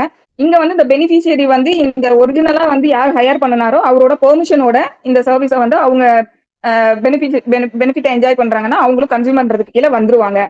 சோ இதுதான் இருக்கு. இதுலயே வந்து யார் இன்க்ளூட் ஆக மாட்டாங்க அப்படின்னா, but does not include a person who avails of such service for any commercial purpose. So commercial பர்பஸ்க்காக ஒரு சர்வீஸை வந்து ஒருத்தங்க ஹையர் பண்றாங்க அப்படின்னா இல்ல அவைல் பண்றாங்கன்னா he will not comes under the consumer. So இதுல எக்ஸ்பிளனேஷன் ஒன்னு கொடுத்திருக்காங்க. For the purpose of this clause, the expression commercial purpose does not include. So commercial purpose எதை அப்படின்ற வேர்டு வந்து எதை இன்க்ளூட் பண்ணாதுன்றது இங்க எக்ஸ்பிளனேஷன்ல கொடுத்திருக்காங்க. Commercial purpose does not include use by a person of goods bought and used by him exclusively for the purpose of earning his livelihood by means of self employment. So இதுதான் நான் முதல்ல சொன்ன மாதிரி ஒருத்தர் ஒரு கூட்ஸை வாங்கிட்டு வந்துட்டு அவரோட செல்ஃப் எம்ப்ளாய்மெண்ட் மூலமா அவரோட வாழ்வாதாரத்துக்காக அந்த பொருளை அவர் பயன்படுத்துறாரு அப்படின்ற பட்சத்துல அந்த ஒரு பொருளை வந்து அவர் பல்கா வாங்கிட்டு வந்தா கூட அது வந்து கமர்ஷியல் பர்பஸ்ன்றதுக்குள்ள வராது. அப்படி இல்லைன்னா அது கமர்ஷியல் பர்பஸ். ஸோ கிரைடீரியா இதை வச்சுதான் டிசைட் பண்ண போறாங்க. செல்ஃப் எம்ப்ளாய்மெண்ட் மூலமா அவரோட லைவ்லிஹுட்டுக்கு வந்து அவர் அதை பயன்படுத்த போறாரா அப்படின்றது அது வந்து சாட்டிஸ்ஃபை ஆச்சுன்னா அவர் வந்து கன்சியூமர் ஆயிடுவாரு. அதே போல the expression buys and goods and hires or avails any service includes offline or online transaction through electronic means or by teleshopping or direct selling or multi level marketing. So கூட்ஸை வந்து வாங்குறது அப்படின்றதும் சர்வீஸை avail பண்றது அப்படிங்கிறதும் நம்மளோட traditional மெத்தடான paper பேஸ்டா இல்லாம இப்போ ஆன்லைனும் வந்துருச்சு இல்லையா. ஸோ ஆஃப்லைன் மட்டும் கிடையாது, ஆன்லைன் டிரான்சாக்ஷன் மூலமா வந்து நம்ம கூட்ஸ் வாங்கினாலும் சரி சர்வீஸ் அவைல் பண்ணாலும் சரி, அதே போல எலக்ட்ரானிக் மீன்ஸ் இல்ல டெலிஷாப்பிங் மூலமா இல்ல direct selling multi level marketing. So இது எந்த மெத்தட்ல வாங்கினாலுமே இது எல்லாமே வந்து கூட்ஸ் வந்து பை பண்ணணும்ன்றதுக்குள்ளயும் சர்வீஸ் அவைல் பண்ணணும்ன்றதுக்கு கீழேயும் வந்துரும் அப்படின்னு சொல்லி இதுல சொல்லியிருக்காங்க. ஸோ இதுதான் வந்து கன்சியூமர்ன்றதுக்காக இவங்க கொடுத்துருக்க டெஃபினிஷன். ஸோ கொஞ்சம் ரொம்ப ஈஸியான டெஃபினிஷன் தான், கொஞ்சம் பார்க்க பெருசா இருக்கும், ஆனா ரொம்ப முக்கியமான ஒரு டெஃபினிஷன் இது. ஸோ நெக்ஸ்ட் வந்து சப் கிளாஸ் 8 கன்சியூமர் டிஸ்பியூட்னா என்ன அப்படிங்கறத சொல்றாங்க. ஸோ டிஸ்பியூட்னாலே ஆஸ் வி நோ நமக்கு வந்து one party அசர்டைன் and another party deny one fact அப்படின்னா அதுதான் வந்து டிஸ்பியூட்டா மாறும் இல்லையா. சிபிஎஸ்ல பார்த்துருப்போம். அதே மாதிரி தான் இங்கேயும் consumer dispute means a dispute but the person against whom a complaint has been made denies or disputes the allegation contained in the complaint. So ஒருத்தர் வந்து ஒரு கம்ப்ளைண்ட்ல ஒரு பர்சனுக்கு அகேன்ஸ்டா ஒரு விஷயத்த சொல்றாரு, ஆப்போசிட் பார்ட்டி வந்து அதை டினை பண்றாரு இல்ல டிஸ்பியூட் பண்றாரு. So one party அசர்டைன் and another party டினைஸ். அதே தான், அந்த சேம் பிரின்சிபல் தான் இங்க. ஸோ இதுதான் வந்து கன்சியூமர் டிஸ்பியூட் அப்படிங்கிறது இதுல சொல்லியிருக்காங்க. ஸோ நெக்ஸ்ட் வந்து கன்சியூமர் ரைட். இந்த இது வந்து சப்கிளாஸ் 9ல கன்சியூமர் ரைட்ஸ் இன்க்ளூட்ஸ், மொத்தம் கன்சியூமரோட ரைட்ஸ் எல்லாம் ரைட்ஸ் என்னலாம் அப்படின்னு சொல்லி ஒரு 6 விதமான ரைட்ஸ் வந்து இந்த ஆக்ட்ல வந்து சொல்லியிருக்காங்க. ஸோ இந்த 6 விதமான ரைட்ஸும் வந்து தெரிஞ்சு வச்சுக்கணும் கண்டிப்பா. ஸோ ஃபர்ஸ்ட் என்ன சொல்றாங்க அப்படின்னா, the right to be protected against the marketing of goods products or service which are hazardous to life and property. So ஒரு ஒரு ஒரு லைஃபுக்கோ ப்ராப்பர்ட்டிக்கோ கேடு விளைவிக்க கூடியதான ஒரு குட்ஸோ இல்ல ப்ராடக்ட்ஸோ அதுல இருந்து எங்களை நாங்க ப்ரொடெக்ட் பண்ணணும். அதோ அந்த அந்த குட்ஸ் ஆர் சர்வீஸ்ல மார்க்கெட்டிங், அதை மார்க்கெட்டிங் பண்றதுல இருந்து கன்சியூமர்ஸ் வந்து அவங்கள ப்ரொடெக்ட் பண்ணணும் அப்படிங்கறத அவங்களுக்கு ஒரு ரைட்ஸ், கன்சியூமருக்கு அது ஒரு ரைட் இருக்கு. So right to be protected against the marketing of goods products or services which are hazardous to life and property. So இது ஒரு ரைட்டு. செகண்ட் ரைட் என்ன சொல்றாங்கன்னா, the right to be informed about the quality, quantity, potency, purity, standard and price of the goods, products and services as the case may be, so as to protect the consumer against the unfair trade practice. So இது என்ன பாத்தீங்கன்னா, இதுக்கு கீழே தான் நமக்கு food safety ஆக்டுக்கு கீழே எல்லாம் வந்து ஒரு பொருளோட சேஃப்டி வந்து எப்படி இருக்கணும், இப்ப நம்ம அந்த ஆக்டுமே இந்த எக்ஸாம்ல வந்து ஒரு பேப்பரா இருக்கு. ஸோ அதுவும் நம்ம பார்க்கலாம். ஸோ இப்ப நிறைய ஆக்ட்ல வந்து ஒரு பொருளோட குவாலிட்டி குவான்டிட்டி எல்லாம் எப்படி இருக்கணும்ன்றது இப்ப நமக்கு டைம் பீயிங் ஃபோர்ஸ்ல இருக்கக்கூடிய நிறைய ஆக்ட்ஸ் வந்து சொல்றாங்க. ஸோ இதெல்லாம் எதுக்கு வந்து சொல்றாங்க அப்படின்னா, அன்ஃபேர் ட்ரேட் பிராக்டிஸ்ல இருந்து கன்சியூமர்ஸை வந்து ப்ரொடெக்ட் பண்றதுக்காக தான் இது எல்லாமே இருக்கு. ஸோ இந்த ரைட் வந்து அவங்களுக்கு இன்ஃபார்ம் பண்ணப்படும். So right to be informed, அவங்களுக்கு வந்து இந்த ரைட்லாம் இருக்குதுன்றது அவங்களுக்கு இன்ஃபார்ம் பண்ணப்படணும்ன்றதே அவங்களுக்கு ஒரு ரைட்டா இருக்குங்கிறது இதுல சொல்றாங்க. So right to be informed about the quality, quantity, potency, purity, standard and price of goods, products and services. இது வந்து செகண்ட் ரைட்னு சொல்லி சொல்றாங்க. சோ இதெல்லாம் பத்தி அவங்களுக்கு அறிந்து கொள்வதற்கான உரிமை, வேற ஒண்ணும் இல்ல. இந்த அன்ஃபேர் ட்ரேட் பிராக்டிஸ் அப்படின்னா நேர்மையற்ற வணிக நடவடிக்கைன்னு சொல்லலாம் தமிழ்ல. சோ ஒரு நேர்மையற்ற வணிக நடவடிக்கைக்கு எதிராக நுகர்வோர்களை வந்து பாதுகாக்கிறதுக்காக அவங்களுக்கு வந்து ஒரு பொருள் சம்பந்தமான விலை, அதே போல சேவை பொருள் அண்ட் சேவை இது சம்பந்தப்பட்ட விலை, அதோட அளவு, தகுதி, தூய்மை, அதோட ஆற்றல், தரம் இதெல்லாம் பத்தி அறிந்து கொள்வதற்கான உரிமை அப்படின்னு சொல்லலாம். சோ இதுதான் வந்து செகண்ட் ரைட். தேர்ட் ரைட் என்ன அப்படின்னா, the right to be assured wherever possible access to a variety of goods, products and service at competitive price. இது என்ன அப்படின்னா, அதாவது போட்டி விலைகள்ல வந்து நிறைய பிரைஸ் வந்து நிறைய பொருளும் சேவைகளும் அவங்களுக்கு கிடைக்கிறதுக்கான ஆக்சஸ் பண்றதுக்கான உரிமை. அதாவது எப்பவுமே வந்து ஒரே ஒரு மோனோபோலி பண்ணக்கூடாது. நீங்க மார்க்கெட்டுக்கு போனீங்கன்னா இந்த ஒரு ப்ராடக்ட் மட்டும் தான் உங்களுக்கு கிடைக்கும், வேற வழியே கிடையாது, இதை மட்டும் தான் நீங்க வாங்கி ஆகணும்ன்ற மாதிரியான ஒரு நிலைமையை வந்து கன்சியூமர்ஸ்க்கு எப்பவுமே கொடுக்க கூடாது. அவங்களுக்கு வந்து வெரைட்டி ஆஃப் ப்ராடக்ட்ஸ் காம்படிட்டிவ் பிரைஸ்ல வந்து அவைலபிளா அவங்க ஆக்சஸ் பண்றதுக்கு எப்பவுமே அவைலபிளா இருக்கணும். Not only goods, also includes service, எல்லாமே ப்ராடக்ட்ஸ் அண்ட் சர்வீஸ் எல்லாமே. ஸோ இது வந்து அவங்களுக்கு right to be assured whenever possible access to variety of goods, product or service at competitive price. So இதுவும் அவங்களுக்கு இருக்கக்கூடிய ஒரு உரிமை. அடுத்து என்ன உரிமை சொல்றாங்கன்னா, the right to be heard and to be assured that consumers interest will receive due consideration at appropriate forum. So இதுதான் வந்து அப்ராப்ரியேட் ஃபோரம் அப்படின்னா அந்த ரெட்ரஸல் மெக்கானிசம் இன்ஸ்டிடியூஷன், அதுதான் அந்த district consumer commission, state commissions அவங்க எல்லாம் வராங்க இல்லையா. ஸோ இவங்களுக்கு ஏதாவது ஒரு இந்த நுகர்வோர் நலன் சம்பந்தப்பட்ட விஷயங்கள்ல வந்து அதை கேட்கறதுக்கான ஒரு கேட்கறதுக்கும் அதை பரிசீலனை செய்வதற்குமான அப்ராப்ரியேட் ஃபோரம் வந்து இருக்கணும். அப்படிங்க அதை உடனே இமீடியட்டா ஒரு கன்சிடரேஷன் கொடுத்து பாக்குறதுக்கான ஃபோரம் வந்து இருக்கணும். அது வந்து அவங்களுக்கு ஒரு ரைட். நெக்ஸ்ட் வந்து the right to seek redressal against unfair trade practice or restrictive trade practice or unscrupulous exploitation of consumers. So இது இந்த ரெட்ரஸல் மெக்கானிசத்துக்கு கீழே தான் இந்த 3 மெக்கானிசமும் வராங்க. State consumer commission, district consumer commission, national commission. இவங்க எல்லாமே வந்து இந்த ரெட்ரஸல் மெக்கானிசத்துக்குள்ளதான் தான் இவங்க 3 பேரும் வராங்க. ஸோ இதுவும் வந்து அவங்களுக்கு இருக்கக்கூடிய ஒரு ரைட் அப்படின்னு சொல்லி 5வது உரிமையா வந்து சொல்லியிருக்காங்க. அதாவது இந்த நுகர்வோருக்கு எதிராக நேர்மையற்ற வணிக நடைமுறை இல்லைன்னா தடையுறுத்தக்கூடிய வணிக நடைமுறை, ரெஸ்ட்ரிக்டிவ் ட்ரேட் பிராக்டிஸ் அப்படின்னா தடையுறுத்தக்கூடிய வணிக நடைமுறை, இந்த மாதிரியான விஷயங்களுக்கு அவங்க பயப்படாம, அதே போல அவங்களை எக்ஸ்பிளாய்டேஷன் சுரண்டலுக்கு எதிராகவும் அவங்க வந்து அதற்கான நுகர்வோர் மன்றத்தை போய் அவங்க ரீச் பண்றதுக்கு அணுகிறதுக்கான உரிமை அப்படின்னு நம்ம சொல்லலாம். இது வந்து 5வது சொல்லியிருக்காங்க. 6th ரைட் என்ன சொல்றாங்கன்னா, தி ரைட் டு கன்சூமர் அவேர்னஸ், நுகர்வோர் விழிப்புணர்வுக்கான உரிமை. சோ இது ஒரு உரிமை. இந்த 6 உரிமையும் வந்து இந்த ஆக்ட்ல வந்து கொடுத்திருக்காங்க நுகர்வோருக்கு. நெக்ஸ்ட் வந்து டிஃபெக்ட்னா என்ன அப்படின்றது டிஃபைன் பண்றாங்க 2 சப்கிளாஸ் 10. டிஃபெக்ட்னா எதுக்கு அப்ளை ஆகும் அப்படின்னு பாத்தீங்கன்னா ப்ராடக்ட்டுக்கு. டிஃபிஷியன்சி எதுக்கு அப்ளை ஆகும்னா சர்வீஸ். ஸோ முதல்ல சொன்ன மாதிரி ஆக்ட் 2 விஷயத்த பார்க்குது. டிஃபெக்ட் ப்ராடக்ட்ல இருக்கக்கூடிய டிஃபெக்ட், சர்வீஸ்ல இருக்கக்கூடிய டிஃபிஷியன்சி. ஸோ இந்த 2 விஷயத்துக்கு தான் நம்ம வந்து ஃபுல்லா இதுல பார்க்க போறோம். ஸோ இதுல 10ல வந்து டிஃபெக்ட்னா என்ன சொல்றாங்க அப்படின்னா, means any fault, imperfection or shortcoming in the quality, quantity, potency, purity or standard which is required to be maintained by or under any law for the time being in force or under any contract, express or implied, or as is claimed by the trader in any manner whatsoever in relation to any goods or product, and the expression defective shall be construed accordingly. So டிஃபெக்ட்னா ஒண்ணுமே இல்லை, இது வந்து ஒரு product இல்லைன்னா goods சம்பந்தப்பட்ட ஒரு விஷயம். ஸோ கூட்ஸ் ஆர் ப்ராடக்ட்டுக்கு தான் டிஃபெக்ட்ன்ற வேர்ட் அப்ளை ஆகும். ஸோ இது வந்து ஒரு கூட்ஸ்லயோ இல்ல ஒரு ப்ராடக்ட்லயோ அதோட குவான்டிட்டி இல்ல அதோட பொட்டன்சி இல்லைன்னா அதோட குவாலிட்டி இல்ல அதோட ஸ்டாண்டர்ட், ஸோ இந்த மாதிரி ஏதோ ஒரு விஷயத்துல ஃபால்ட் இருக்கு, இல்ல இம்பர்ஃபெக்ஷன் இருக்கு, இல்ல ஷார்ட் கமிங் இருக்கு. ஸோ இந்த மாதிரி விஷயம் இது வந்து இந்த ஃபால்ட், இம்பர்ஃபெக்ஷன், ஷார்ட் கமிங் வந்து ஒரு லா வந்து ஏற்கனவே ஒரு ப்ராடக்ட்னா அதோட குவாலிட்டி, குவான்டிட்டி, பொட்டன்சி, பியூரிட்டி இப்படி இருக்கணும்னு ப்ரெஸ்கிரைப் பண்ணி சொல்லியிருக்குன்னா அதை வயலேட் பண்ற மாதிரி இருந்தாலோ, இல்ல இந்த பார்ட்டிஸ் வந்து இந்த மாதிரி ஸ்டாண்டர்ட்ல எனக்கு வேணும் அப்படின்னு எக்ஸ்பிரஸ் இம்ப்ளைட் கான்ட்ராக்ட் மூலமா அக்ரி பண்ணிருக்காங்கும் போது அதை வயலேட் பண்ற மாதிரி இருந்தாலும் சரி, சோ லாவுக்கு அகைன்ஸ்டா கான்ட்ராவன் பண்ற மாதிரி இருந்தாலும் சரி, இல்ல பார்ட்டிஸ் அக்ரி பண்ணினது குவாலிட்டி குவான்டிட்டிக்கு இல்லாத மாதிரி அது இருந்தாலும் சரி, அது எல்லாமே வந்து டிஃபெக்ட் அப்படின்றதுக்கு கீழே வந்துரும் சொல்றாங்க. ஸோ நெக்ஸ்ட் வந்து டெஃபிஷியன்சி அப்படின்னு சொல்லி என்ன சொல்றாங்க அப்படின்னா, இது வந்து அப்ளை ஆகும். ஸோ டெஃபிஷியன்சினா என்னன்னா குறைபாடு, any fault, imperfection, shortcoming or inadequacy in quality, nature and manner of performance which is required to be maintained by or under any law for the time being in force has been undertaken to be performed by a person in pursuance of a contract or otherwise in relation to any service.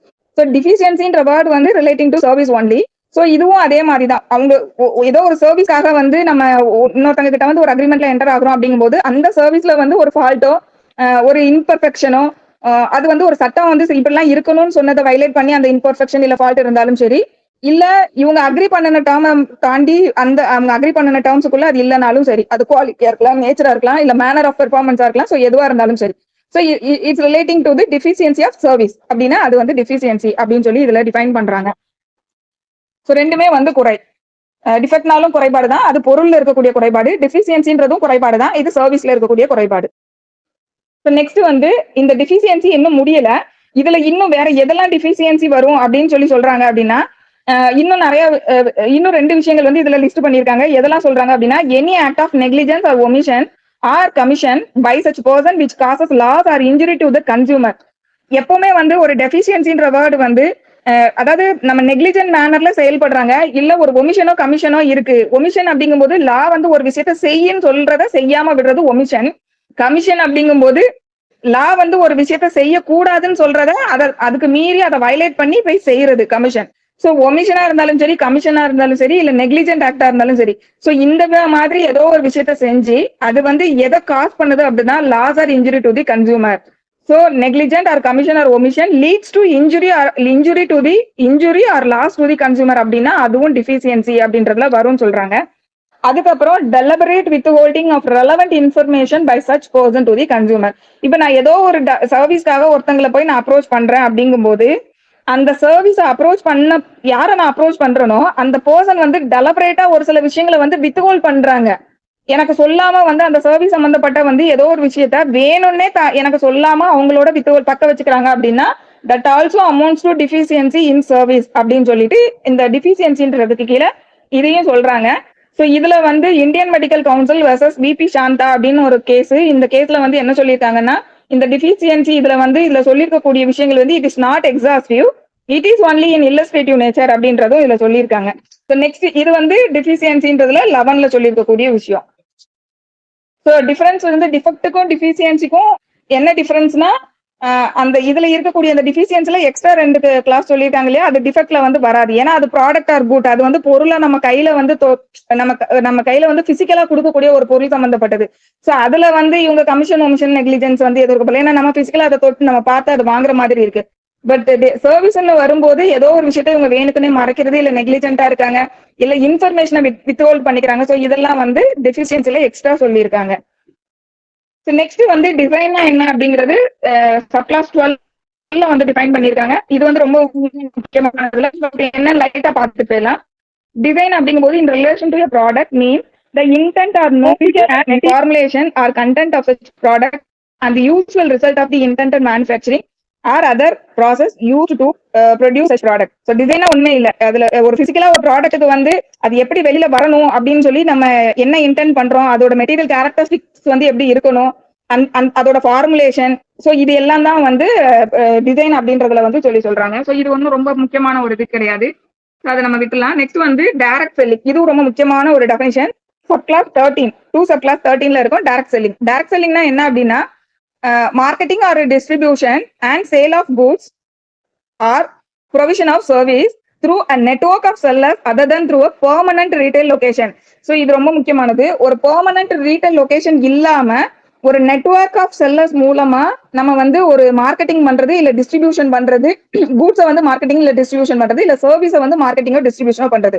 But condition என்ன அப்படின்னா permanent retail location, ஒரு location retail பெர்மனன்டான ஒரு location இல்லாம ஒரு செல்லரோட ஒரு network of செல்லர்ஸை வச்சு டைரக்டா வந்து ஒரு கூட்ஸையோ இல்ல ஒரு சர்வீஸையோ வந்து மார்க்கெட்டிங் ஆர் டிஸ்ட்ரிபியூஷன் இது நம்ம பண்றோம் அப்படின்னா அதுக்கு பேர் வந்து டைரக்ட் செல்லிங் அப்படின்னு சொல்லி இல்ல டிஃபைன் பண்ணியிருக்காங்க. ஸோ நெக்ஸ்ட் வந்து ரூல் சப் கிளாஸ் 14 டைரக்டர் ஜெனரல்னா என்னன்றது சொல்லியிருக்காங்க. ஸோ டைரக்டர் ஜெனரல் அப்படின்னா செக்ஷன் 15ல சப் கிளாஸ் 2ல சொல்லியிருக்கக்கூடியவங்கன்னு சொல்லிட்டாங்க. அது நம்ம பின்னாடி பார்க்கலாம். அதுவும் ரொம்ப முக்கியமான ஒரு செக்ஷன், டைரக்டர் ஜெனரல் பத்தி நம்ம பார்க்க வேண்டியது. நெக்ஸ்ட் வந்து டிஸ்ட்ரிக்ட் கமிஷன்னா என்ன அப்படிங்கிறது செக்ஷன் 28 பாருங்கன்னு சொல்லியிருக்காங்க. ஸோ நெக்ஸ்ட் 16 சப் கிளாஸ் 16ல இருக்கும். இப்போ இ காமர்ஸ்னா என்ன அப்படிங்கிறது சொல்லியிருக்காங்க. So e commerce means buying or selling of goods or services including digital products over digital or electronic network. So e காமர்ஸ்னா ஒண்ணுமே இல்லை, டிஜிட்டல் இல்லைன்னா எலக்ட்ரானிக் நெட்வொர்க் மூலமா வாங்குறது விற்கிறது. ஸோ இந்த வாங்கக்கூடியது விற்கக்கூடியது வந்து நம்ம ட்ரெடிஷனல் கூட்ஸ் சர்வீஸ் மட்டும் இல்லாம டிஜிட்டல் ப்ராடக்டா இருந்தாலுமே இதுக்குள்ள வந்துரும் அப்படின்னு சொல்றாங்க. So buying and selling of goods and services வந்து ஒரு டிஜிட்டல் ஆர் எலக்ட்ரானிக் நெட்வொர்க் மூலமா பண்றோம் அப்படின்னா அது வந்து இ காமர்ஸ் சொல்றாங்க. ஸோ டிஜிட்டல் ப்ராடக்ட்ஸை வந்து நம்ம வந்து இந்த டிஜிட்டல் ஆர் எலக்ட்ரானிக் நெட்வொர்க்ல வாங்கணும்னா அதுவும் இ காமர்ஸ்ன்றதுல வருவாங்க, வேற ஒன்றும் இல்லை. நெக்ஸ்ட் வந்து எலக்ட்ரானிக் சர்வீஸ் ப்ரொவைடர். இது இ காமர்ஸ் நமக்கு தெரிஞ்சது, நம்ம இப்ப எல்லாமே ஆன்லைன்ல பர்ச்சேஸ் பண்றோம், நிறைய பிளாட்ஃபார்ம்ஸ் இருக்கு இல்லையா. ஸோ இதுதான், வேற ஒன்றும் இல்லை. ஸோ நெக்ஸ்ட் வந்து இப்ப நம்ம இருக்கக்கூடியது sub class 17 electronic service provider means a person who provides technology or process to enable a product seller to engage in advertising or selling goods or services to a consumer and includes any online marketplace or online auction site. So இந்த electronic service ப்ரொவைடர்ன்றது இது வந்து ஒரு middle man மாதிரி, யாரோ ஒருத்தங்க பொருளை உருவாக்கி இருப்பாங்க, யாரோ ஒரு கன்சியூமர் வாங்க போறாங்க, இவரு வந்து மிடில் மேனா இருந்து இவரு மூலமா நடக்குது. இப்ப நம்ம அமேசான்லாம் பர்ச்சேஸ் பண்றோம் இல்லையா, சோ இவங்க எல்லாம் மிடில் மேன் தான். சோ இவங்க மூலமா நம்ம வாங்குறோம். இவங்க என்ன பண்றாங்கன்னா அந்த எலக்ட்ரானிக் சர்வீஸை வந்து நமக்கு ப்ரொவைட் பண்றாங்க. சோ எதுக்கு பண்றாங்க பாருங்க, electronic service provider means a person who provides technology or processes to enable a product seller. So product seller வந்து enable பண்றாரு எதுக்குன்னா அட்வர்டைஸ் பண்றதுக்கோ இல்ல ஒரு கூட்ஸை வந்து செல் பண்றதுக்கோ இல்ல ஒரு சர்வீஸை வந்து கன்சியூமருக்கு கொடுக்கறதுக்கோ இவங்க தான் வந்து எனேபிள் பண்றாங்க. ஸோ ஆன்லைன் மார்க்கெட்டிங் பிளாட்ஃபார்ம்ல இல்லைன்னா ஆன்லைன் ஆக்ஷன் சைட்ஸ்ல பண்றதுக்கு. ஸோ இவங்க தான் வந்து எலக்ட்ரானிக் சர்வீஸ் ப்ரொவைடர் அப்படின்னு சொல்லி இதுல சொல்லியிருக்காங்க. ஸோ நெக்ஸ்ட் வந்து என்டாஸ்மெண்ட், ரொம்ப ரொம்ப முக்கியமான ஒரு டெஃபினிஷன் இது என்டாஸ்மெண்ட்னு சொல்லக்கூடியது. இது என்டாஸ்மெண்ட் என்ன அப்படின்னா நமக்கு நிறைய டிவில நம்ம விளம்பரம் வந்து நிறைய பொருட்களுக்கு வந்து விளம்பரப்படுத்துறதுக்காக நிறைய வந்து அட்வர்டைஸ்மெண்ட் பண்ணுவாங்க. ஸோ இந்த அட்வர்டைஸ் பண்ணக்கூடிய இந்த பீப்புள் என்ன பண்ணுவாங்க அப்படின்னா ஒரு ப்ராடக்ட் இருக்கு அப்படின்னா அந்த ப்ராடக்டை ஏதோ இவங்களே யூஸ் பண்ணி இவங்களோட எக்ஸ்பீரியன்ஸா அவங்க நமக்கு அதுல சொல்ற மாதிரி சொல்லுவாங்க. ஸோ இதுக்கு பேர் தான் என்டாஸ்மெண்ட். அதாவது நான் டைரக்டா அதை யூஸ் பண்ணி இது என்னோட ஒப்பீனியன் நான் வந்து உங்களுக்கு சொல்றேன், அந்த நேச்சர்ல வந்து அவங்களோட ஃபைண்டிங்ஸையோ இல்ல அவங்களோட ஒப்பீனியனையோ இல்ல அவங்களோட எக்ஸ்பீரியன்ஸை வந்து அவங்க ஷேர் பண்ற மாதிரி அவங்க வந்து என்டாஸ் பண்றாங்க அந்த விஷயத்த. ஸோ அதுக்கு பேரு தான் என்டாஸ்மெண்ட் அப்படின்னு சொல்லி இந்த 18ல வந்து டிஃபைன் பண்றாங்க. ஸோ இந்த என்டாஸ்மெண்ட் வந்து ரிலேட்டிங் டு அட்வர்டைஸ்மெண்ட். ஸோ அட்வர்டைஸ்மெண்ட்ல ஒரு அட்வர்டைஸ்மெண்ட் வந்து எப்போ வந்து என்டாஸ்மெண்டா மாறுதுன்னா endorsement in relation to advertisement means. So ஒரு அட்வர்டைஸ்மெண்ட்ல ஒரு அட்வர்டைஸ்மெண்ட் சம்பந்தமா ஒரு என்டாஸ்மெண்ட் அப்படின்னா என்ன, தமிழ்ல என்ன சொல்லலாம்னா மேற்குறிப்பு பண்றது, அதுதான் அதுக்கு. ஸோ அது என்ன சொல்றாங்கன்னா any message verbal statement demonstration. So ஏதோ ஒரு மெசேஜை சொல்றாங்க அட்வர்டைஸ்மெண்ட் மூலமா. ஸோ அட்வர்டைஸ்மெண்ட்னா என்னன்றது நம்ம ஆல்ரெடி 2 சப் கிளாஸ் 1ல வந்து நம்ம பார்த்தோம். ஸோ என்டாஸ்மெண்ட்னு சொல்லும் போது இது வந்து மேற்குறிப்பு அப்படின்னு சொல்லலாம். ஸோ இந்த மேற்குறிப்பை வந்து அவங்க வந்து ஒரு மெசேஜ் மாதிரியோ இல்ல வந்து ஒரு வாய்மொழி அறிக்கை இல்லைன்னா டெமான்ஸ்ட்ரேட் செயல்முறை விளக்கம் மூலமா அவங்க செஞ்சு அதை என்டாஸ் பண்றது, அப்படி இருந்தாலும் அது என்டாஸ்மெண்ட் தான். நெக்ஸ்ட் வந்து depiction of the name, signature, likeness or other identifiable personal characteristics of an individual. இது என்ன அப்படின்னா வேற ஒருத்தர் வந்து ஒருத்தரோட ஒரு பேரு இல்ல அவரோட கையெழுத்து இல்ல அவரோட விருப்பம் இல்ல நான் வேற ஒரு பர்சனோட அடையாளம் இத பத்தி இப்போ ஃபார் எக்ஸாம்பிள் வந்து இப்போ ஏதோ ஒரு ஜுவல்லரி இருக்கு அவங்களுக்குன்னு சொல்லி ஒரு ஒரு ஒரு ஒரு ஒரு முத்திரையோ இல்ல அவங்களுக்கான ஒரு நேம் ஒரு சிக்னேச்சரோ இல்ல ஏதோ ஒண்ணு இருக்குன்னு வச்சுக்கிடுவோமே அதை வந்து அப்படியே இவங்க என்ன பண்றாங்க அப்படின்னா அந்த அடையாளத்தை வந்து இவங்க அப்படியே என்டாஸ் பண்றது அந்த மாதிரி பண்ணாலும் சரி. தேர்ட் என்ன சொல்றாங்கன்னா depiction of the name or seal of any institution or organisation மேல வந்து ஒரு பர்டிகுலர் இண்டிவிஜுவல் பர்சனோட நேமையோ சைனையோ டெபிக் பண்ணி சொல்றது. கீழே என்ன சொல்றாங்கன்னா ஒரு இன்ஸ்டிடியூஷனோட நேமையோ இல்ல சீலையோ சொல்றது. இப்போ உதாரணத்துக்கு வந்து நமக்கு இடையில வந்து இந்த அமிர்தா இன்ஸ்டிடியூஷன் அந்த இன்ஸ்டிடியூஷன் எல்லாம் வந்து ராதிகா சரத்குமார் வந்து சொல்லும் போது அவங்க வந்து ஒரு இன்ஸ்டிடியூஷனை வந்து அங்க என்டாஸ் பண்றாங்க. அந்த இன்ஸ்டிடியூஷனோட நேம் இல்லைன்னா அந்த இன்ஸ்டிடியூஷனோட சீலை காமிச்சு இது பண்றது. ஸோ இந்த மாதிரி வந்து ஒரு ஆர்கனைசேஷனை வந்து டெபிக் பண்ணி அதன் மூலமா இதை பண்ண பார்த்தாது. அதன் மூலமா அவங்க என்ன பண்றாங்க அப்படின்னா which makes the consumer to believe that it reflects the opinion, finding or experience of the person making such endorsement. So இதெல்லாம் அவங்க பண்றது மூலமா கன்சியூமருக்கு என்ன ஒரு விஷயத்த பிலீவ் பண்ற மாதிரி உண்டு பண்றாங்க அப்படின்னா அவங்களோட ஓன் ஒப்பீனியன் இல்ல அவங்களோட ஓன் ஃபைண்டிங் ஆர் எக்ஸ்பீரியன்ஸை தான் அவங்க நமக்கு சொல்ற மாதிரி கொண்டு வந்து காமிக்கிறாங்க அப்படின்னா that is called endorsement. So இதுதான் வந்து இந்த சப் கிளாஸ் 18ல வந்து டிஃபைன் பண்ணிருக்கக்கூடிய விஷயம். ஸோ நெக்ஸ்ட் வந்து எஸ்டாப்ளிஷ்மெண்ட்னு சொல்லி ஒன்று சொல்லியிருக்காங்க. அது ஒன்றும் அவ்வளோ இம்பார்ட்டன்ஸ் இல்லை. So we can skip it. So 20 வந்து எக்ஸ்பிரஸ் வாரண்டினா என்ன அப்படிங்கிறது டிஃபைன் பண்றாங்க.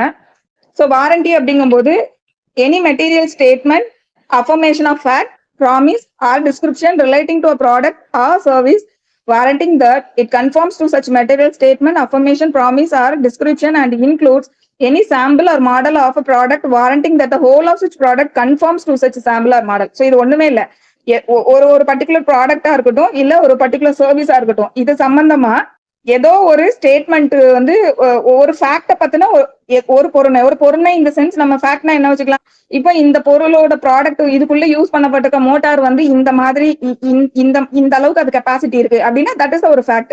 ஸோ இது மாதிரி ஒரு மெட்டீரியல் ஸ்டேட்மெண்ட்டை வந்து என்ன மெட்டீரியல் ஸ்டேட்மெண்ட் ஆஃப் ஃபேக்ட் இதை வந்து அஃபார்ம் பண்ணி அதை வந்து அவங்க நமக்கு வந்து ஒரு ப்ராமிஸ் பண்றாங்க. இது இப்படிதான் இருக்கு, ஒரு ப்ராடக்டோட குவாலிட்டியோ இல்ல குவான்டிட்டி சம்பந்தமாக இது இந்த அளவுக்கு குவாலிட்டியா இருக்கும் இல்ல குவான்டிட்டியா இருக்கும் அப்படின்னு சொல்லி ஒரு கேரண்டி நமக்கு கொடுக்குறாங்க இல்லையா. சோ அதுக்கு பேரு தான் எக்ஸ்பிரஸ் வாரண்டி.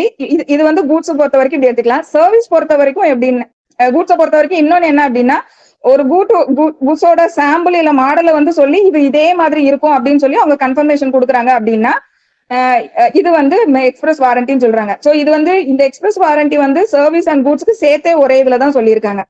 ஸோ ப்ராடக்ட்டுக்கும் சர்வீஸுக்கும் சேர்த்து எக்ஸ்பிரஸ் வாரண்டின்றது செக்ஷன் 20ல ஒரே இதுல சேர்த்து டிஃபைன் பண்ணிருக்காங்க. ஸோ இது வந்து எக்ஸ்பிரஸ் வாரண்டி. நெக்ஸ்ட் வந்து 21 சப் கிளாஸ் 21ல கூட்ஸ்னா என்ன அப்படிங்கறத டிஃபைன் பண்ணிருக்காங்க. ஸோ நம்ம நிறைய ஆக்ட்ஸ் படிக்கும்போது ஒவ்வொரு ஆக்ட்லயுமே வந்து கூட்ஸ் சில விஷயங்கள் வந்து ரிப்பீட்டடா பார்ப்போம். ஸோ அது மாதிரி இதுல கூட்ஸ்க்கு என்ன சொல்றாங்க அப்படின்னா எல்லா மூவபிள் ப்ராப்பர்ட்டியும் வந்து கூட்ஸ் அப்படின்றது ஃபர்ஸ்ட் ஜென்ரலா சொல்றாங்க. அதுக்கப்புறம் ஃபுட் பொறுத்த வரைக்கும் நமக்கு ஃபுட் சேஃப்டி அண்ட் ஸ்டாண்டர்ட் அதாவது SSSA ஆக்ட் இருக்கு இல்லையா. ஸோ அந்த ஆக்டுக்கு கீழே ஃபுட்டுக்கு என்ன வந்து டிஃபைன் பண்ணிருக்காங்களோ அதை வந்து எடுத்துக்கணும் அப்படின்னு சொல்லி சொல்றாங்க. ஸோ இதுதான் வந்து 21ல கூட்ஸ்க்கு அவங்க கொடுத்துக்கக்கூடிய மீனிங்.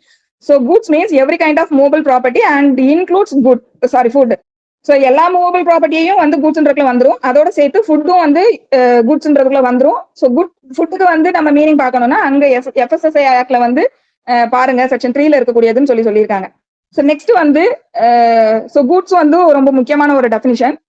நெக்ஸ்ட் வந்து ஹார்ம் 22 வந்து harm in relation to a product liability includes. So இந்த ப்ராடக்ட் லயபிலிட்டின்ற விஷயம் வந்து ஆக்ட்ல பின்னாடி நிறைய விஷயங்கள்ல வரும். அதுக்கு வந்து பீனல் ஆக்ஷன் வரைக்கும் இருக்கு. ஸோ இதுவும் அந்த ப்ராடக்ட் லயபிலிட்டின்ற விஷயம் வந்து இன்டெப்தா படிக்க வேண்டிய ஒரு விஷயம்.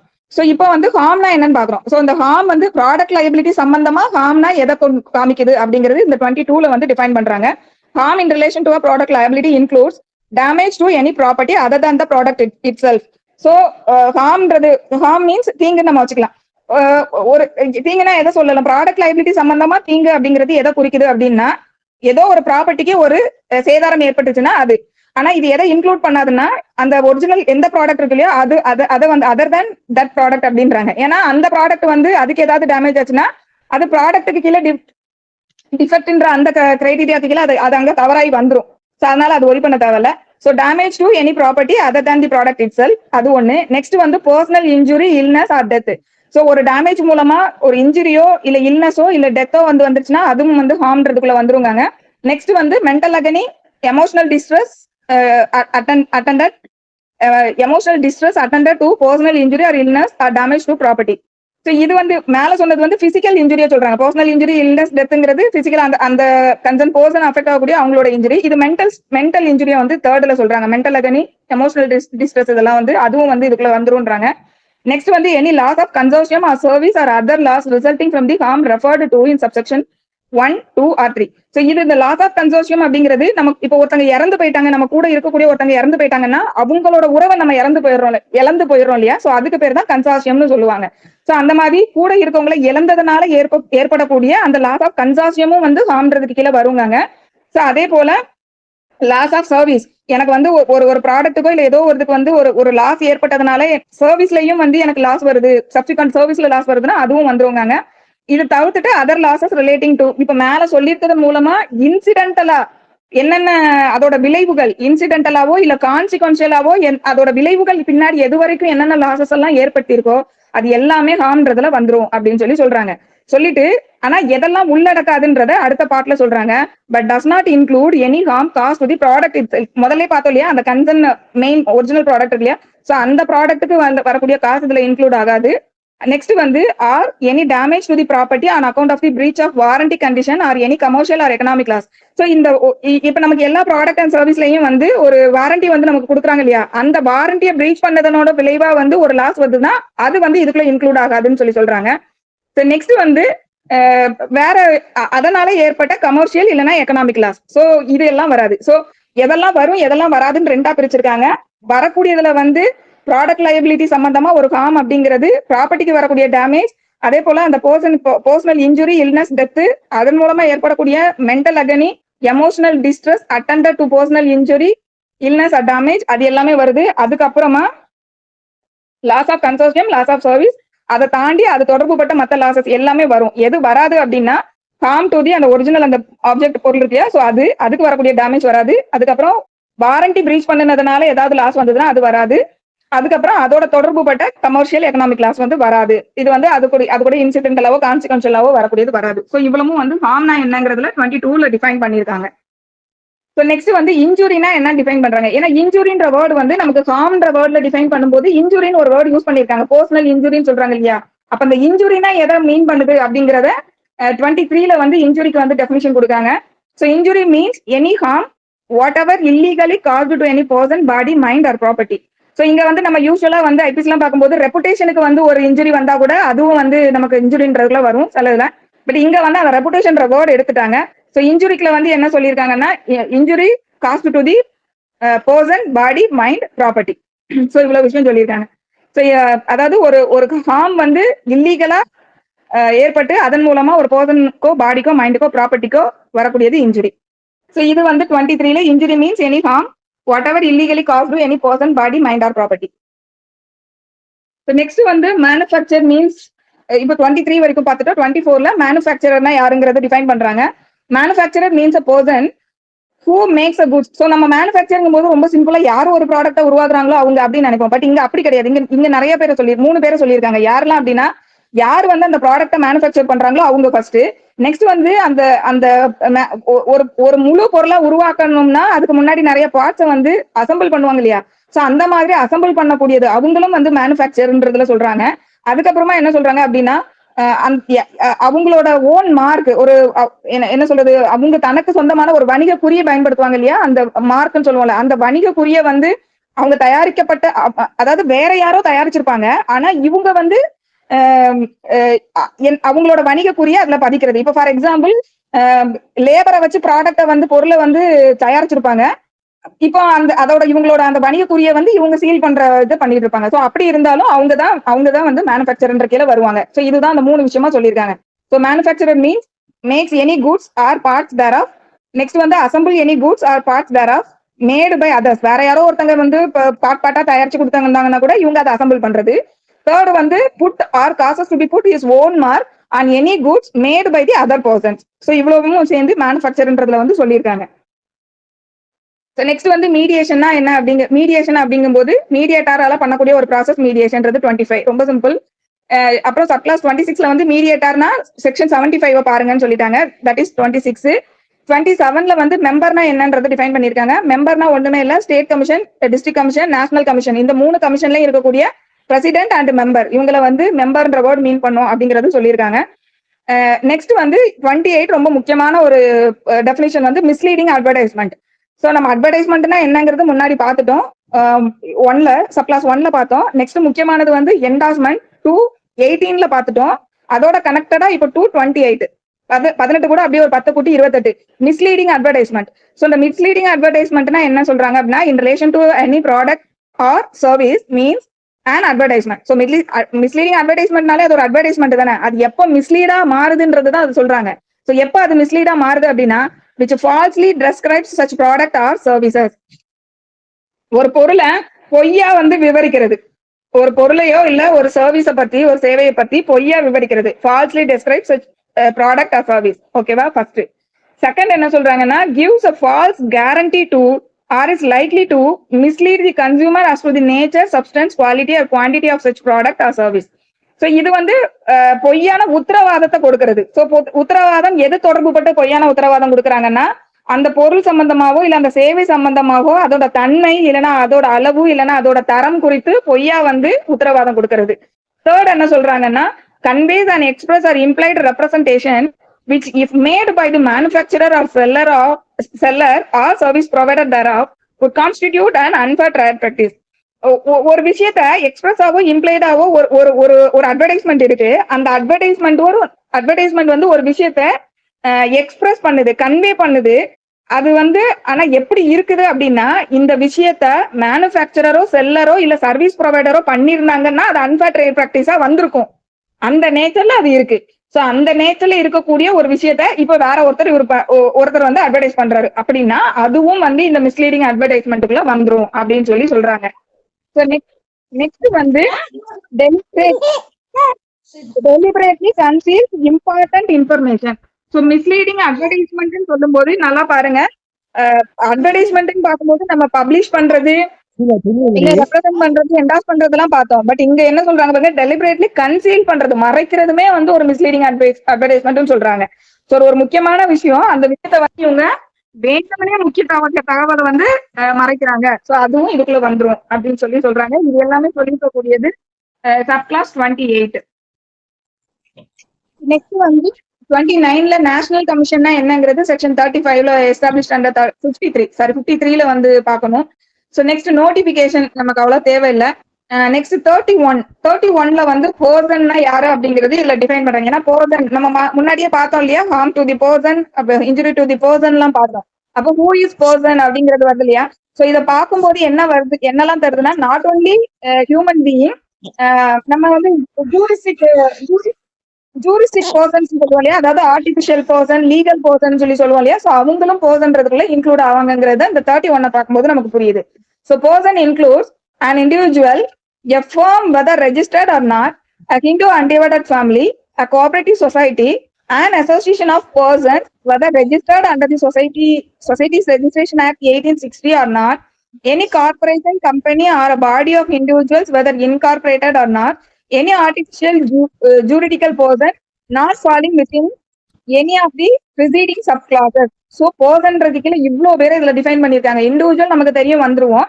நெக்ஸ்ட் வந்து ஃபார்ம்ங்கும் போது நமக்கு பார்ட்னர்ஷிப் ஃபார்ம், சோ அந்த நேச்சர்ல இருக்கக்கூடியது. சோ பார்ட்னர்ஷிப் ஃபார்ம் நம்ம பார்க்கும்போது பார்ட்னர்ஷிப் ஆக்ட்ல வந்து ரெஜிஸ்டர்டாவும் இருக்கலாம், நான் ரெஜிஸ்டர்டாவும் இருக்கலாம். ஒரு ரெஜிஸ்டர்டா இருந்தா நமக்கு இன்னும் ப்ரொடெக்ட் பண்ற மாதிரி பார்ட்னர்ஷிப் ஆக்ட்ல வந்து கேசஸ் ஃபைல் பண்ணும் போதெல்லாம் ரெஜிஸ்டர்டா இருந்தா தான் நம்ம பண்ண முடியுன்ற மாதிரி அங்க இன்டைரக்டா நம்மள வந்து ரெஜிஸ்டர் பண்றதுக்கு நம்மள தள்ளுவாங்க. சோ அந்த நேச்சர்ல இருக்கும். சோ ரெஜிஸ்டர் பண்ணாம இருந்தாலுமே அவங்க இந்த ப்ரொவிஷனுக்கு கீழே ஃபார்ம்ன்றதுல வருவாங்கன்றாங்க. So firm whether registered or not. Next வந்து ஹிந்து அன்டிவைடட் ஃபேமிலி HUF அவங்களும் பர்சன்ல வருவாங்கங்க. அப்புறம் கோஆபரேட்டிவ் சொசைட்டி அவங்க வந்துருவாங்களாம். அதுக்கப்புறம் an association of persons whether registered under the societies registration act or not. So இது வந்து ஒரு குரூப் ஆஃப் பீப்புள் வந்து சில அசோசியேஷனா ஃபார்ம் பண்ணிருப்பாங்க. இப்ப நமக்கு நிறைய அபார்ட்மெண்ட் இருக்குன்னா அந்த அபார்ட்மெண்ட் நேம்லயே ஒரு அசோசியேஷனை ஃபார்ம் பண்ணி இந்த அசோசியேஷன் அப்படிலாம் வச்சிருப்பாங்க. சோ அந்த நேச்சர்ல வந்து அவங்க வந்து ஒரு அசோசியேஷனா ஃபார்ம் பண்ணி அவங்க சொசைட்டி ரெஜிஸ்ட்ரேஷன் ஆக்ட் கீழ ரெஜிஸ்டர் பண்ணாலும் சரி பண்ணாம இருந்தாலும் சரி அவங்களும் வருவாங்க. நெக்ஸ்ட் வந்து company, corporation, body of individuals அவங்களும் ரெஜிஸ்டர் பண்ணனாலும் சரி பண்ணலனாலும் சரி. ஸோ இவ்வளவு பேரும் வந்துருவாங்க. இதெல்லாம் தாண்டி ஆர்டிபிஷியல் ஜூரிடிக்கல் பர்சன் அவங்களதான் நம்ம சொல்லுவோம் இல்லையா லீகல் பர்சன்ஸ் சொல்லிட்டு. ஸோ அந்த மாதிரி அவங்களும் வந்து இதுக்குள்ள வருவாங்க அப்படின்னு சொல்லி சொல்றாங்க. ஸோ இதுல வந்து மொத்தம் இந்த 7 பேரா டிஃபைன் பண்ணிருக்காங்க. ஸோ நெக்ஸ்ட் வந்து 32ல பிரெஸ்கிரைப்டுன்னா என்னன்னு சொல்லியிருக்காங்க. அது நமக்கு பெருசா தேவையில்லை. Thank you participants. நம்ம நெக்ஸ்ட் கிளாஸ்ல கண்டினியூ பண்ணலாம். தேங்க்யூ.